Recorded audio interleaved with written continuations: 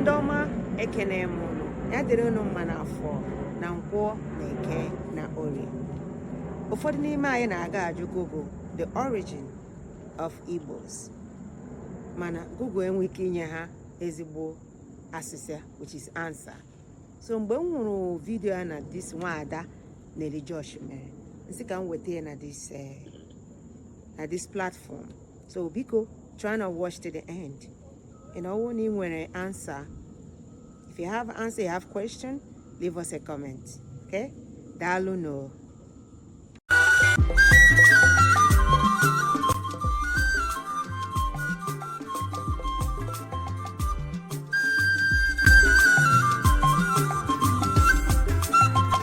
Anyị ekene mụ n'ọfa m bụkwa Chinelo Okafọ. Anyị wee sị ka anyị bịa na Aguleri n'ebe a na-akpọ Obugad. Anyị anụgo si na ebe anụ a bụ ebe ndị Igbo si wee pụta. Ụfọdụ ndị na-asị nọ nri, ụfọdụ ndị na-asị nọ Aguleri, ụfọdụ ndị na-asị nọ Ọkụzụ. Adịmatọgọchi mana asị ka anyị bịa ebe a ka anyị malụkwa n'ebe bụ ebe Igbo amaka, mana Igbo amaka bụ na ịmakwa ebe isi. Anyị wee sị ka anyị bịa nụlụ n'ọnụ ndị ka anyị wee malụ ka anyị malụ ife mele ji wee si na ndị Igbo si na Obugad. Sonyere anyị na njem nke anyị ga-eje ka anyị wetara gị nke otu ndị Igbo si wee bido na ebe ha si wee bido. Agakwa n'ebe ọbụla ka anyị jee.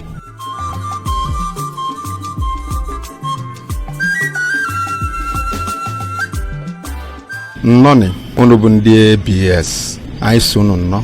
Ebe unu nọ bụ Obugad dị n'ime Enugu Aguleri dị n'ime Anambra East Local Government of Anambra State. Anyị si ka anyị kọwaa ebe n'obu a unu bịara unu amana, mana anyị ga-enweli n'isi rapụ ndị ọzọ. Onye nwe obi a bụ Eri nwa Gad. Eri abụ nne mụrụ ụmụ rinne, mana o nwere isi ụmụ n'Igbo na ndị ọkpala gị bụ nya bụ isi nke ezinụlọ na Eri mụrụ ụmụ nwoke na-ese n'ofu nwaanyị. Izizi ebe Aguleri bụ ọ pụtara n'ọnụ oyibo bụ Eri namesake. Nwa nke ebe ọ bụ Ata anaba North mepe obodo a na-akpọ Igala. Nwa nke eti abụ ọba ọba anaba West mepe obodo a na-akpọ Benin wee gbadaluo n'ebe a na-akpọ Ife. Nwa nke nọ bụ Igbo. Ọ bụ ihe ịtụnanya na Igbo amụtara nwa nwoke na nwaanyị ka ọ mụrụ. Nwa nke ise bụrụ Menri mụrụ Jukuns Idoma TVs. Diọkpala Menri bụ Ọkpụ. Ije n'Ivita Aguleri ị ga-ekwu dị Ọkpụ ka nọ n'Ivita Aguleri till today. Ọ bụ Menri a mụrụ ma Agụkwuva na ndị ọzọ dị iche iche ndị na-aza nri taa ụmụ nri. Ya bụ nwa nke ikpeazụ Eri. N'ofu nwa nwaanyị a na-akpọ Adamgbo ahụ mara mmarị nne ọ bụla ihe na-alị ava bụ avụ otutu a na-akpọ Igwedo. Adamgbo ahụ nne mụrụ diọkpala Adamgbo bụ onye a na-akpọ Nneyi taa dịzi n'ime Ụmụleri. Ụmụ ya riri nne na ọ mụtara obodo a na-akpọ Nando Ọkụzụ varili nne. Ihe anyị ji ama mmụ nke Adamgbo na Igbo bụ obodo ọbụla na-aza nne dịka Nise, N'ibo, N'Obi, Nnewi. Ndị a niile bụ mmụ nke Adamgbo. Mana ebe unu nọ taa Obi Gad nke Eri lụrụ n'ava nne. Ebe a ka Igbo niile si gbasa maka na ebe a unu nọ na ihe niile dị ebe a nke evole enwere baja ka iluo na Igbo efe ya. N'ime obu anyị nọ n'ine anyị na ịyavụ ya na-akpọ ya ihe eji ego izizi eji zụọ abịa na Igbo de cowries. Ihe ndị delie bụ nna anyị bere. Ihe anyị ji mara na ọbara ulu bụ ụmụnne anyị ndị Israel chọrọ anyị bịa fa gụzie anya n'ọnụ bebe ma anyị bụ ndị nwunye nwere dịka ịchọ mma. Anyị ya nwere ya na asụsụ maọbụ na onwere ihe ọ pụtara. Site mgbe ahụ anyị na-echekwa ya ị na-anya hụ na-etegị simenti tekwesịzi simenti ka ọ yala ịpụ. Isi na-azụbe nwe ichegala azụ na ikwudo Eze Agụve. Eze Agụve bụ eze nke ebe ọchịla n'Igbo niile 2960 years ago. Anọ ka dị ndụ. Eze Agụve avụ nne nwụrụ be ini ya ka osisi apụlụ. Mkpụrụ ụbọchị saa o ji nwa ka o sipụrụ n'ini ya. Ọ bụ ihe ịtụnanya. O mewezi ọgwụ mbọsị na ụbọchị nke ọzọ pụve wee pụzuo ịtọ. Ana osi na-ata ahụ nwere ovu mgbọrọgwụ nke egosili na Eze Agụve ka dị ndụ. Dee n'ịgbadaga na ebe anyị nwere ebe a na-akpọ ya Agbanabụ Ezu na Ọmabala. Agbanabụ Ezu na Ọmabala bụ ebe nna anyị be Eri idolo ụgbọ nwa gbagota. Agbanabụ Ezu na Ọmabala bụ ife ndị oyibo na-akpọ ya, ndị bịara research na-akpọ ya bụ River of Life. Na Agbanabụ Ezu na Ọmabala enwere piramid dị n'ime ya. nke mere na ndị onye jikọcha okweta maka na enwere confluence of Niger and Omambala na Onitsha ma pyramid adịrọ ebe ahụ. Enwere confluence of Niger and Benue mana pyramid adịrọ na the center. Mana ihe nke anyị nwa ji pụ iche bụ that pyramid dị at the center of that river. Ngwudovele gị taa chi ga-eji chi ga-abụ ịgbagolu tupu ị gala pụọ ha gosili na ha si ebe a pụọ. Enwere ebe a na-akpọ ukpo ata dị n'ụmụ eketa Aguleri. Ukpo ata ha kaliwa 3000 years ago. Ọ ndị sayentist na-anyezi anyị date ka anyị nwee mmalị.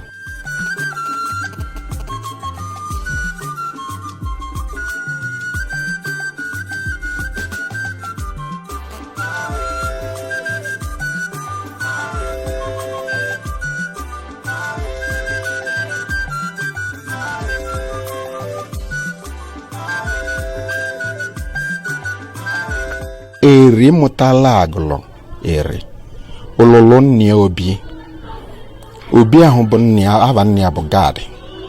Ọlụọ ya na ava nne ya nya ka ị nọ ebe a. Obi Gad anyị nọ nne bụ aja ọtọ ka ọ bụ simenti ka anyị tekwasịrị n'elu ebe anyị nọ bụ Gad. Oyibo bịara anyị mechizie ọgwa dị n'ime ọgwa ịsa isi na azụ ma ebe a nchela azụ ba ịba 7 rooms tupu ị nweta ebe eze na nọ mana emechighị ya. Oyibo abịa emechiwu ya maka na aja ọtọ bụ sọsị ha iji rapụ nke a bụ ka anyị nwere ya na-akọwa akụkọ ebe anyị nọ na ebe n'ọbịa.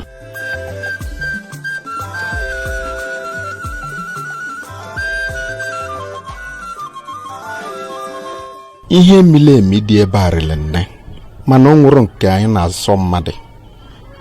O nwere ihe dị ebe a na-asị na onye ama avụ na onye ama jelu onye mụrụ ụba mmụ na-enwekọrọ oke nsọ maka na nsọ na nwa govmelu onye ọpụa. Nri na-akpụ alụ vajikwu n'ọdịnala Igbo. Okenye ada akpụ alụ.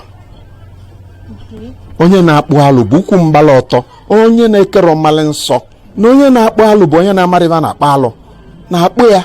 Ọ bụrụ okenye mmalị ebe alụ na-akpụ alụ mana onye ji akpụ alụ ọ bụ na-eme nsọ anị onye ga-akpụ ya bụ nwa nwoke ma nwa nwoke a ji akpụ ya aja amara ihe bụ nwaanyị ọ ga-agba ọtọ and ọ ji abụrụ nwoke because na tupu nwoke bụrụ alụ nwoke oyichiwe onwe agụdoli onwe kpụọ alụ ahụ nsọ ahụ wee si na-arụ onye ahụ wee pụọ. Nwere ihe a na-akpọ ọfọ Igbo.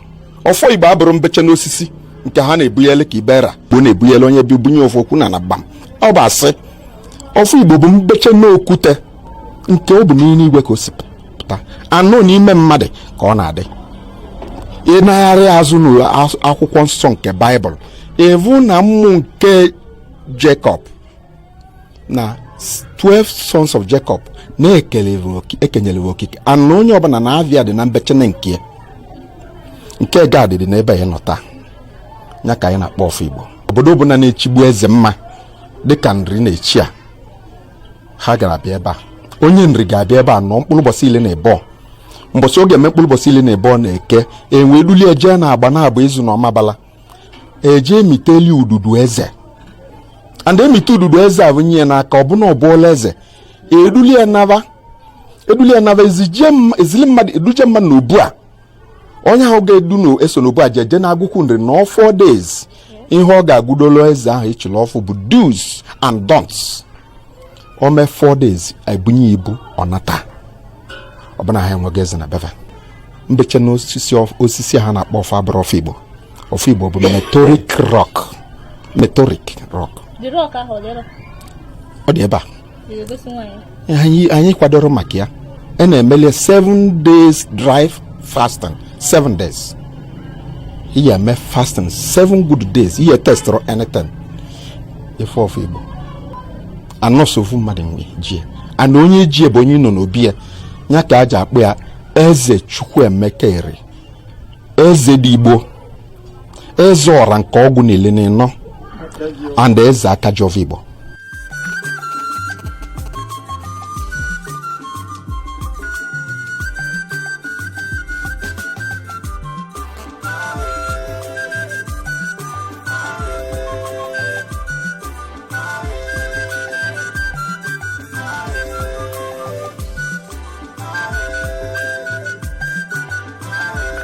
oyibo bịara kposa ihe niile anyị nwere mana sọsọ ebe ọ bụ ife afọlọ na anyị ka ji ebe afọlọ na bụ ịlọ mmụọ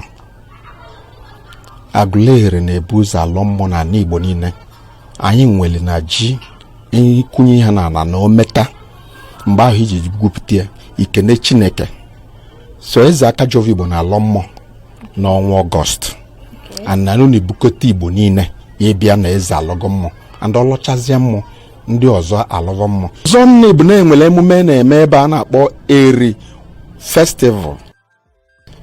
Eri Festival ahụ nne bụ n'ọnwa Nọvemba ka eji eli ya. Ọ bụ nlote maka nna anyị bụ Eri. Ndị igwe ndị ọzọ na-amịa n'ụdị nke ọvala ma ebe anyị na-agbara ọvala ihe anyị na-eli bụ olili Eri ilote maka nna anyị bụ Eri. Ihe ndị ọzọ ụka emebichaghị ya o rili nne anyị nwere olili ọnwa nge ada elizie anyị na-eli ọpụtụ ọdịrọzi anyị na-enwele nzidani ọdịrọzi anyị nwere akwali ọnọrọzi ngwala gị orili nne nne ike jụrụ na oyibo ama mebie bụ ịlọ mmụọ ikene Chineke na obele ji anyị til na ana emetego nnukwu ji ndị ụka bịara mee anyị oyibo bụ divide and rule nke na-ekwetara ekwu na-emekọta unu na-emie o nwere nke dị devilish o nwere nke na-emele ajive o nwere nke bụ na-emegide Chukwu Igbo bụ ihe maara Chukwu tupu ụka bịa